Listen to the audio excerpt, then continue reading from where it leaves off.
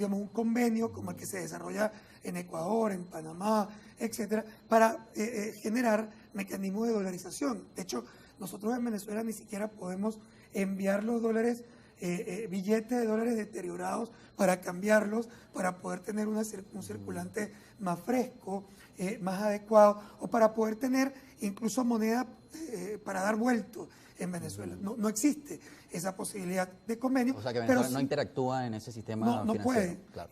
Pero lo que sí es verdad es que hubo una apertura al manejo de dólares en Venezuela, y eso sí mejoró un poco la situación. Cuando tú introduces el impuesto a las grandes transacciones, que en realidad fue un impuesto para pechar las operaciones en moneda extranjera. Una de las principales, o bueno, de las principales banderas con las cuales se nos vendió el impuesto a las grandes transacciones financieras era el fortalecimiento del bolívar como moneda nacional. ¿Eso ocurrió? Bueno, mira, hay que verlo con cuidado.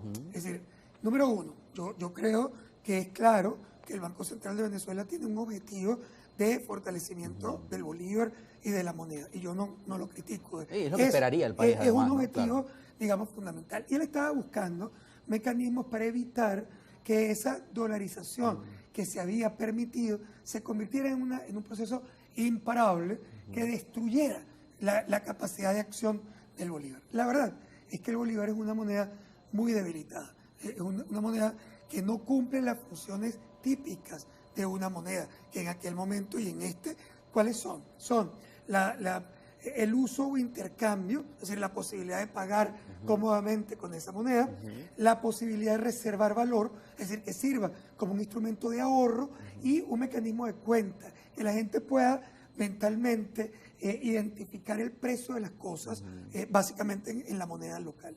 ¿Qué ocurre? Que hace unos meses, o yo diría años, el bolívar, primero, había perdido su capacidad de intercambio porque nadie quería bolívares. Sí, nadie quería tener en su dólares cuenta, para inmediatamente poder, comprabas dólares. Lo Claro. segundo, no era un mecanismo de reserva de valor. Nadie quiere ahorrar en bolívares porque el bolívar pierde valor en la devaluación y eso afecta a tu patrimonio.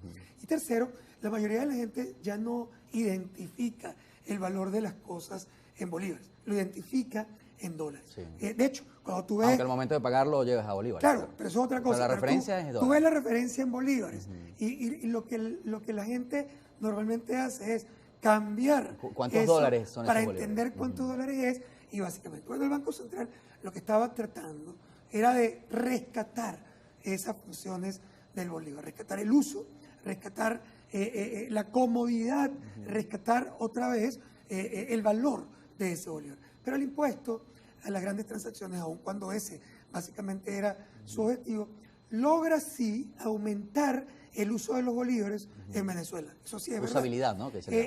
Sí, fíjate, de hecho, a principios del año, cerca del 64% de las transacciones se hacían en moneda extranjera, y a final del año estamos hablando de que más o menos se revierte. Tenemos cerca del 58% de las transacciones hechas en bolívares, porque la gente se mueve a bolívares para evitar el impuesto a las grandes transacciones que se paga cuando estás pagando en dólares. Entonces, sí hubo un incremento de la utilización del bolívar.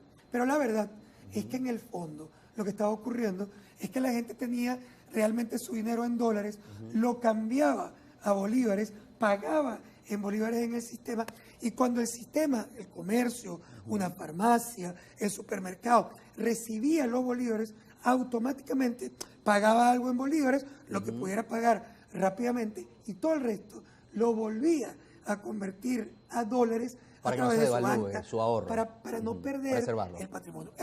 Y el haberlo hecho, tan racional era que si tú te hubieras quedado con bolívares en agosto del año pasado, o te hubieras quedado con bolívares en noviembre del año pasado, el comercio hubiera perdido fortunas en patrimonio porque se había devaluado la moneda.